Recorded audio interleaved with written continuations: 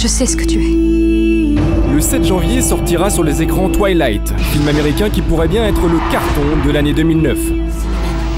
T'as la peau trop blanche, trop froide. Un Roméo et Juliette fantastique qui raconte l'histoire d'amour impossible entre Bella, une adolescente, et Edward, un jeune vampire. Est-ce que tu as peur? Y a-t-il de bonnes raisons de retrouver bientôt Twilight au sommet du box-office? Élément de réponse. Le film est l'adaptation d'un phénomène littéraire mondial, une saga en 4 volumes écrite par Stephenie Meyer, déjà vendue à plus de 18 millions d'exemplaires dans 35 pays.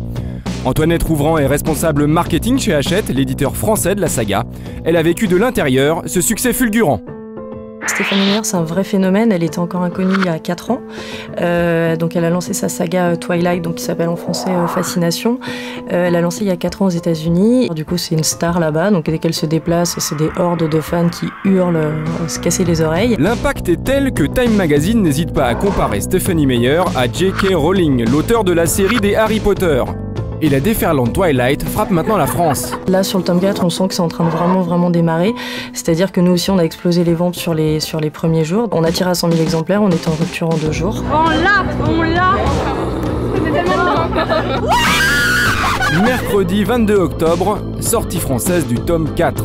Au Virgin des Champs-Élysées, les fans sont bien au rendez-vous. J'ai commencé à lire et à la 10e page, j'étais accrochée. Je me suis acheté les 3 bouquins en 2 jours. Je lisais dans ma voiture, je ne mangeais même plus. Et le livre crée l'événement en grimpant immédiatement à la première place des ventes, toutes catégories de livres confondus. Ça va être des personnages qui sont assez proches de nous, ils ont les mêmes sentiments, il y a une histoire d'amour. Car la force de Twilight, c'est sa communauté de fans, organisée et surmotivée. Fabien Constant est journaliste télé, il a été surpris par l'ampleur du phénomène aux États-Unis. Le phénomène des fans autour de Twilight est vraiment énorme. Il passe par des communautés internet, qui est là le matériau premier du fan aujourd'hui. Les forums internet sur Twilight sont ultra conséquents, ils sont ultra alimentés. C'est des communautés de fans qui dissèquent le bouquin dans tous les sens. Alors, à peine informés du tournage d'une adaptation cinématographique, les fans se mobilisent autour du film. La presse américaine offre ses premières couvertures aux acteurs et les premières images du film déclenchent l'hystérie.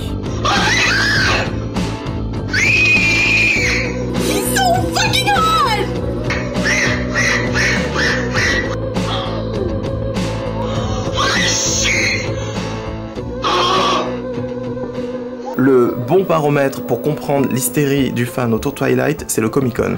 C'est l'endroit chaque année à San Diego, au mois d'août aux États-Unis, où les studios présentent un panel de fans, leurs films, leurs prochains projets en développement. Et le panel Twilight au Comic-Con cette année a été un des plus grands moments d'hystérie de l'histoire du Comic-Con.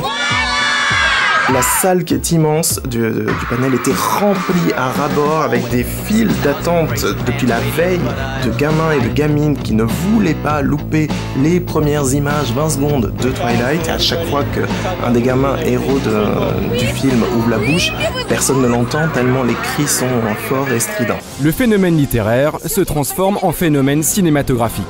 Il a des sens hyper développés. C'est une machine à tuer. On s'est rendu compte, lorsque la bande-annonce a été mise en ligne, qu'elle a été téléchargée 4 millions de fois en 48 heures, ce qui est un chiffre absolument colossal.